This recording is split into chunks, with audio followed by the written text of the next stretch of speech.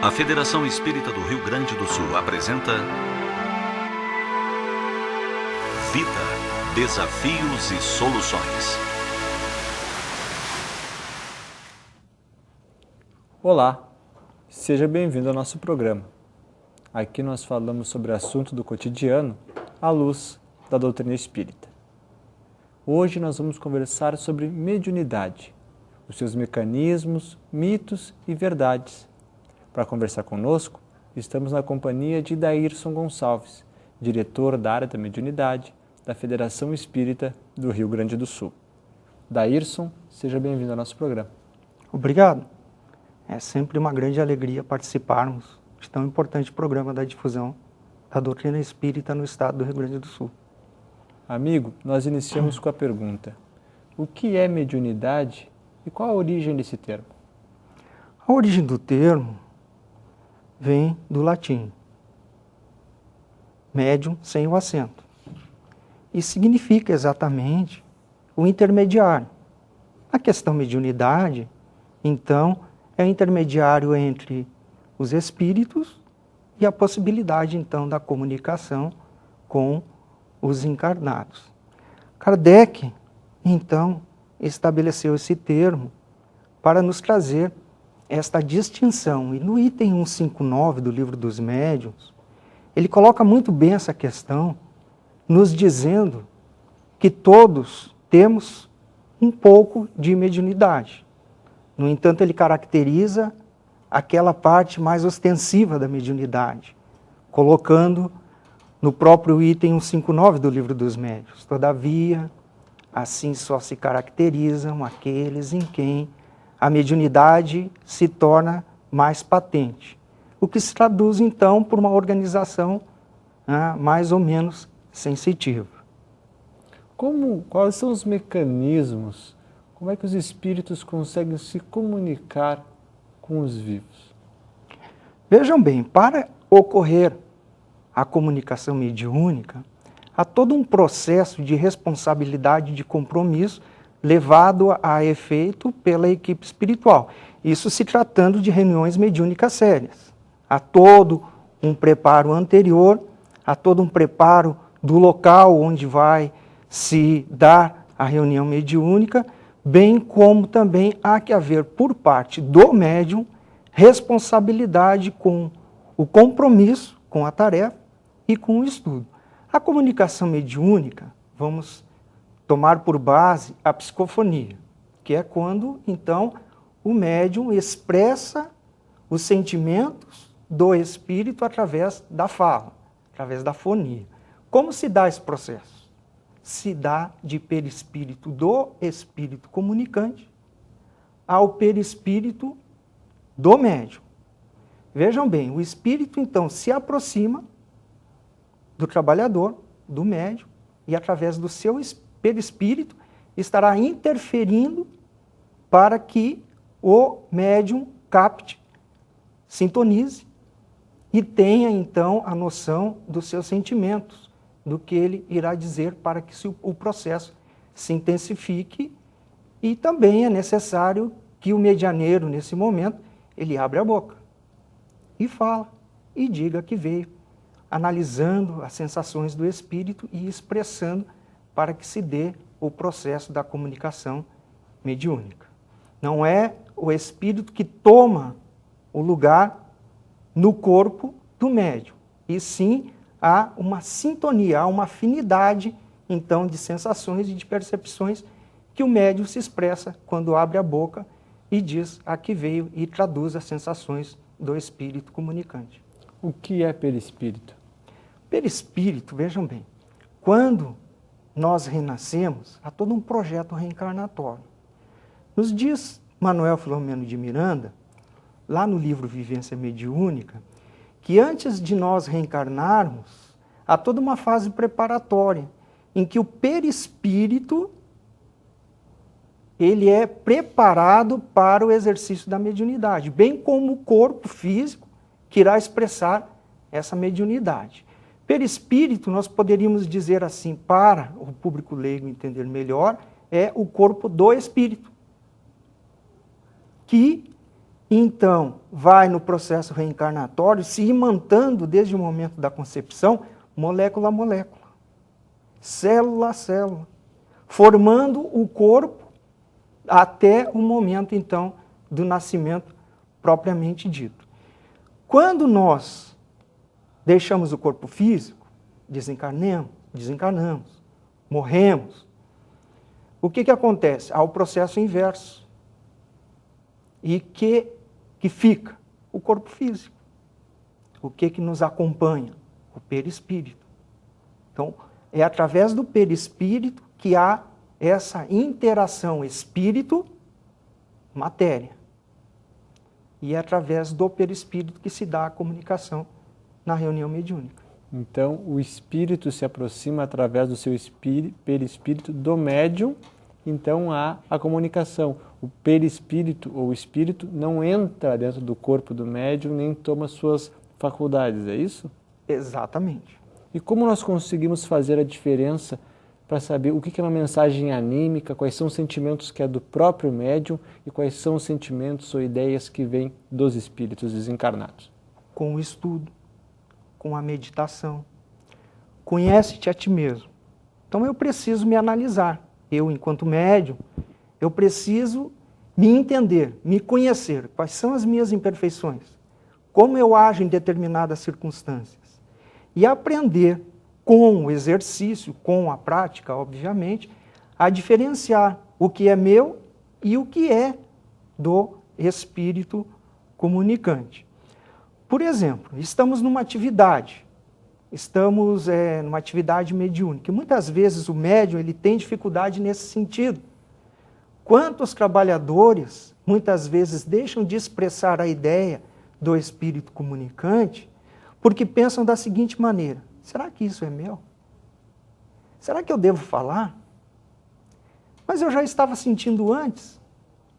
Essas sensações que eu estou tendo agora são minhas ou são do espírito? Esta simples dúvida no medianeiro, no momento, lá na reunião mediúnica, é um processo de dissintonia.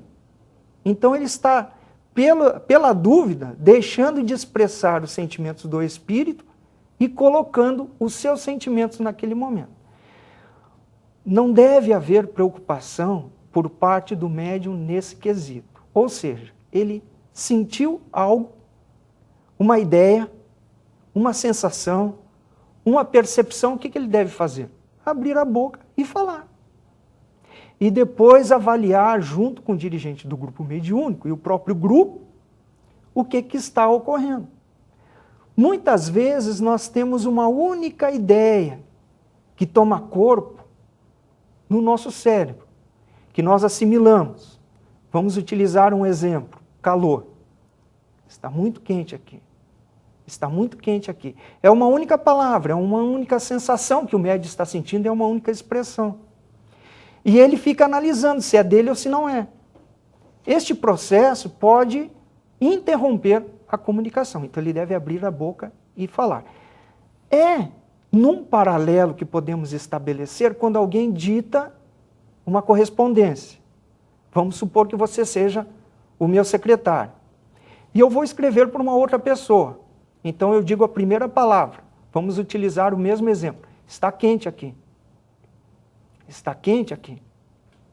Viu? Você não começou a escrever. Como é que eu vou continuar o ditado? E isto funciona de idêntica maneira nos dois processos, tanto na psicofonia como na psicografia. A psicografia é quando, então, o médium escreve as sensações e as percepções do espírito. Na psicofonia, o processo também é similar. É preciso que se abra a boca e que se diga para que haja continuidade do processo. E que essa imantação de perispírito a perispírito, então, seja mais envolvente e a comunicação propriamente dita ela se estabeleça. O dialogador dirá: seja bem-vindo, meu irmão. E aquele sentimento de paz que é passado por todo o grupo e também pelo doutrinador, o espírito comunicante irá sentir e dará continuidade natural ao diálogo que passa a se estabelecer, então, na reunião mediúnica. o médium, no momento da comunicação, tem sensações físicas relacionadas ao espírito que está se comunicando? Poderá ter. E muitas vezes elas são tão expressivas que o médium poderá dizer assim, mas eu estou sentindo isso. É a percepção da sensação e da dificuldade que o espírito está sentindo. É como se fosse um processo de empatia. Quando você vê, muitas vezes visita alguém no hospital, você parece que tem a sensação de estar sentindo o que aquele paciente está sentindo. O processo é mais ou menos análogo. Nós passamos, então, quando o perispírito, o espírito, através do seu perispírito, passa a imantar o nosso perispírito, nós passamos a ter as percepções. Se o espírito tem essa dificuldade, se ele tem essa dúvida, se ele desencarnou nessa situação, aquilo é muito vigente, é como se fosse uma monoideia que se repete. É uma dor, é uma dificuldade. Guardadas as devidas proporções, a gente quando chega no hospital com alguma dor, muito comum, as moças, então, no parto, pelo processo do parto, os homens, alguma pedra no rim, só para situarmos no exemplo paralelo. Você quer o alívio da dor. É o que você espera naquele momento. Você não pensa em mais nada, nem responder perguntas e nem situar como ocorreu e quando aconteceu aquela situação. É tanta dor que você ansia pelo alívio. Não é diferente na reunião mediúnica. O espírito está envolvido naquela dificuldade. O médium passa a sentir. E tanto é previsível o alívio que ele passa a ter, porque o médium, ao ter essa percepção, em igual amplitude, vai estar aliviando a sensação que o espírito está sentindo. Ou seja, é um intercâmbio muito rico. Nós passamos a albergar momentaneamente a dor do espírito e o espírito passa a sentir o alívio que nós temos, dependendo da seriedade que o médium dá à sua atividade. Então é uma troca. Manuel Filomeno de Miranda se refere ao choque anímico. Ele tem um choque de uma percepção modificada, positiva, nesse caso que estará aliviando então a sensação que ele passa a sentir. Então o médium deverá de igual maneira se expressar. Estou com dor no estômago, estou com dor de cabeça, parece que eu estou queimando. São normalmente os inícios das comunicações. Ou seja, ele tem a sensação e ele deve realmente expressar para que o doutrinador possa dar, então, direcionamento à reunião mediúnica e o alívio à entidade, então, ali, que se expressa, que se manifesta na reunião mediúnica. Se eu estou em casa, por exemplo, não tenho conhecimento, não tenho experiência sobre mediunidade, e eu começo a perceber que eu tenho essa faculdade, como eu devo proceder? Eu devo fazer reuniões mediúnicas em casa, exercitar a mediunidade em casa? Não é recomendável. Pelo seguinte, vejam bem, no centro espírita, as reuniões mediúnicas, elas têm toda uma pauta, elas têm todo um preparo pela equipe espiritual.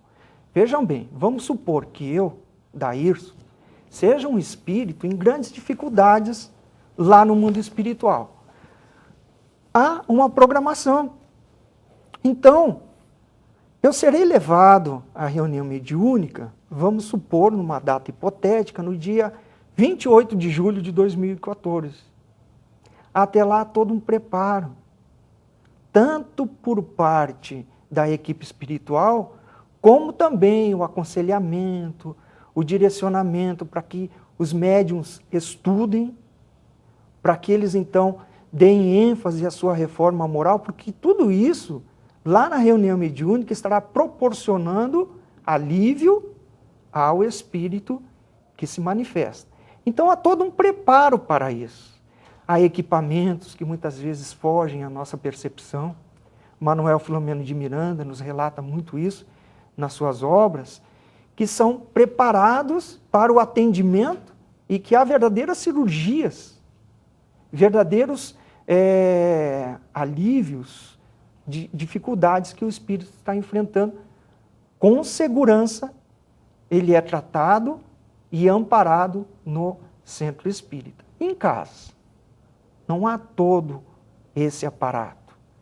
Muitas vezes poderá acontecer o seguinte, de espíritos não tão sérios assim, espíritos brincalhões, que os há, assim como há entre os homens, deixando o corpo físico também, há espíritos brincalhões, que não levam a sério, que podem procurar influenciar o médium para que ele faça atividade em casa, que não é aconselhável em questão da segurança necessária à sua atividade. Então, há o amparo na sala mediúnica anterior, durante e depois.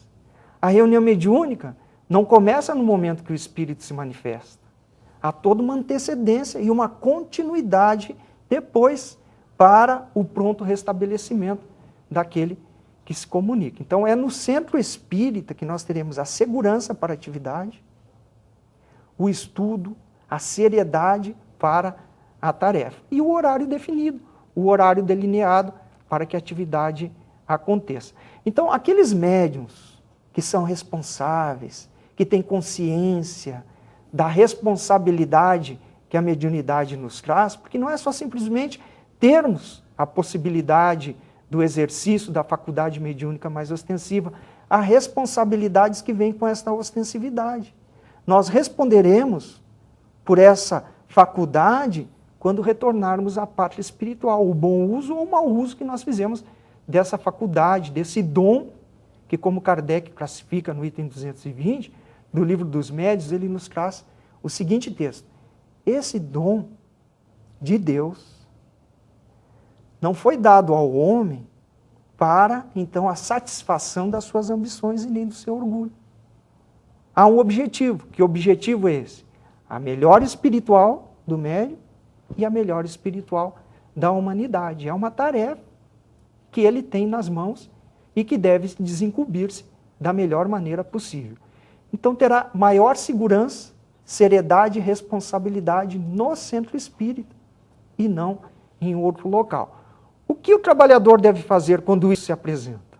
Ora, mentalmente, pedir o amparo, através da prece, aos espíritos que trabalham na sociedade espírita. Amigos, estou numa situação assim, estou sentindo a influência mais ostensiva de uma entidade que está interferindo para que haja comunicação. Ampare-o, conduza-o ao centro espírita, porque lá é o local adequado para que haja a manifestação mediúnica. E mudar o campo mental. Passar, então, a uma outra faixa de pensamento, para que aquele vínculo ele se desfaça e se apresente, então, na reunião mediúnica marcada para o dia aprazado, costumaz da casa espírita, em que há atividade propriamente dita. O que é mudar o campo mental? Veja bem. Como a comunicação, ela se dá do perispírito do espírito ao perispírito do encarnado, é uma onda que procura a seleção necessária para que haja essa atividade. Vamos imaginar as ondas de rádio, por exemplo, ou de TV. Eu troco o canal, eu faço a seleção. Se eu quero assistir o canal 5, o canal 12, a TV urbana, se eu quero sintonizar, então, na hora e no momento do programa Vida, Desafios e Soluções, eu preciso mudar o canal, ligar e mudar a sintonia. O processo é paralelo. Aquela ideia, aquele campo nos procura. E nós passamos a ter aquela percepção. Mudar a sintonia é exatamente isso. Identificá-lo, essa ideia que nos procura, e mudar este processo, então, de sintonia, passando a entrar numa outra faixa que, então, haja desvinculação daquela ideia. A gente pode, por exemplo, fazer uma prece. Pode, por exemplo, lembrar de uma passagem do Evangelho segundo o Espiritismo. Pode, por exemplo, lembrar de uma pergunta do Livro dos Espíritos, a 459, que nos cabe muito nessa situação. Influem os espíritos em nossos pensamentos, em nossos atos? E a resposta dos amigos espirituais, muito mais do que supomos, influem de tal maneira que muitas vezes são eles que nos dirigem. E Allan Kardec, com aquela sua característica que ele tinha de nunca se contentar com a resposta e ir um pouco mais além, na 460, veja bem, ele ainda questiona a equipe espiritual. De par com os pensamentos que são nossos, outros haverá que nos sejam sugeridos? E a resposta dos amigos. Muitas vezes, quando sente em vós duas ideias a se debaterem, são as nossas ideias com as do encarnado, então, se imiscuindo naquele sentido. Conhecer-nos, entender esse processo, compreender essa sintonia de sentimentos, de sensações e de pensamentos, é muito importante para que possamos, então, modificar o campo mental, passando a pensar numa outra situação, para que não se estabeleça este vínculo mental nesse momento. E mediunidade nas crianças? Como lidar com essa situação? Muito bem, a pergunta é muito importante porque são situações que nós percebemos que acontecem com cada vez mais frequência. Chico Xavier, aos 4 anos, conversava com a sua mãe. Divaldo Pereira Franco tinha um amigo que era chamado Indiozinho e que ele relata que à medida que ele crescia, esse amigo espiritual também. E a criança, não se deve falar em mediunidade enquanto tarefa propriamente dita, porque muitas vezes a criança não faz distinção o que seja sequer mediunidade, ou que aquele que ele vê seja um espírito. Muitas vezes supõe ser pessoas da própria família. Ivone do Amaral Pereira, no livro Recordações da Mediunidade, no capítulo 3, ela relata que aos 4 anos de idade, ela tinha essas percepções, esses contatos, essas conversas com os espíritos, e não achava nada de estranho naquela situação, porque supunha serem pessoas da própria família. Ela vai nos dizer lá nesse capítulo, que por volta dos 7 anos de idade, quando obrigaram ela a pedir a bênção para o pai, ela vai dizer, esse daí não é meu pai. Porque ela conversava com outro que ela reconhecia ser o seu pai. O meu pai usa um paletó muito comprido, com umas abinhas nos ombros, um chapéu muito largo e tem cabelos brancos. Ela relata, então, as aparências da roupa de uma personalidade ao tempo de Filipe I. E ela vai dizer, esse daí não, esse é muito jovem, não é o meu pai. O encarnado. O encarnado. E ela relata que essa situação lhe valeu uma boa dose de chineladas por parte do pai encarnado, ao que ela não entende, porque ela não entendia o porquê do castigo. Não entendia o porquê daquela situação, só passou a entender mais tarde. Mas Ivone do Amaral Pereira, ela é muito lúcida nesse sentido, que ela vai nos dizer neste mesmo capítulo. Bastaria, no entanto, que eu fosse conduzida a uma casa espírita, fizesse então, participasse das atividades da casa espírita, fizesse evangelho no lar e também aprendesse a prece. Que tal situação ela declinaria e passaria então a retornar no momento propício para a atividade, né, para a tarefa que a Ivone do Amaral Pereira tinha perante todos nós. Então, é muito importante nós procurarmos identificar que tipo de companhia espiritual a nossa criança está tendo. Muitas vezes eles relatam, é o meu amiguinho espiritual, mas o que ele aconselha? A criança ela tem terror noturno? A criança dorme bem à noite ou ela tem episódios de insônia, pesadelos constantes? Ela, de um momento para outro, passa a ficar mais agressiva?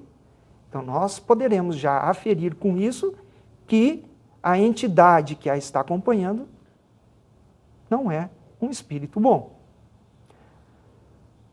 E, de qualquer maneira, a melhor orientação que se pode dar nessas circunstâncias é conduzir ao centro espírita, para que faça parte dos processos de evangelização da casa espírita, para que seja orientada, para que tome passes, para que então seja orientada ao evangelho no lar e que a espiritualidade estará atuando então para que esse processo reencarnatório seja consistente e possa então no momento próprio, no momento apropriado, aflorar para a atividade, para então sim a mediunidade de tarefa propriamente dita.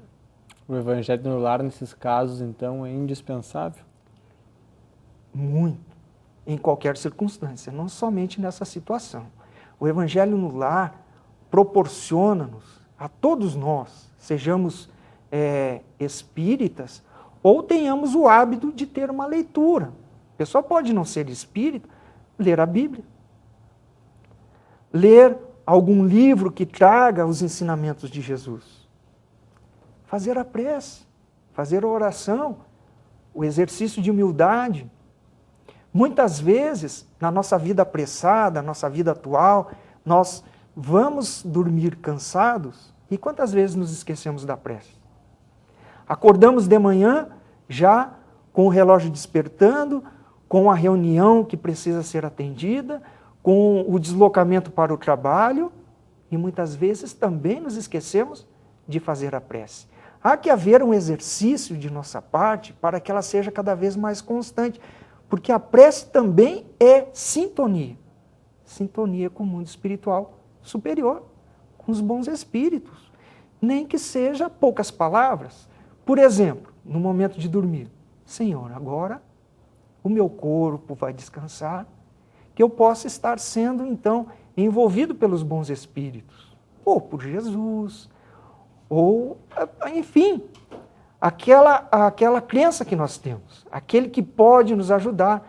Muitas vezes a pessoa pede por algum outro nome que lhe seja afim, que lhe seja feito, Virgem Maria, Bezerra de Menezes, ou outro nome que o possa estar ajudando naquele momento. Ao acordar, hoje se inicia um novo dia, teremos dificuldades a enfrentar, nos ajuda a ter paciência, a ter tolerância, e estaremos assim, então, ajudando, principalmente nessa questão da mediunidade na infância, estaremos ajudando as nossas crianças, procurando, com a prece, com o evangelho no lar, ter a companhia dos bons espíritos que estarão, obviamente, nos ajudando nesse processo, da melhor maneira possível.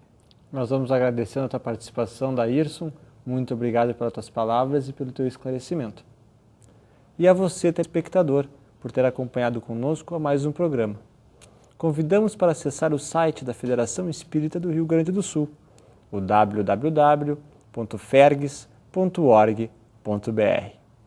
Venha fazer parte dessa família que trabalha unida pela felicidade humana e pela fraternidade universal. Até um próximo programa e muita paz.